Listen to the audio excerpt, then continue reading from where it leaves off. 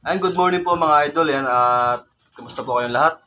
At ito po yung ulam ko ngayon. Ano? At nilagang mga gulay. At meron po akong sausawan dito na yan bagoong. Yan, at maraming sili. Yan, meron po itong patula, talbos kamuti, lugbati at sitaw. At meron pang sili panigang pang pa-umay. Tanggal umay. Ay po mga idol at kain po tayo. Ito yung masarap na ulam at lalo sa sawan bagoong. You know? Sariwa po yung patula. You know?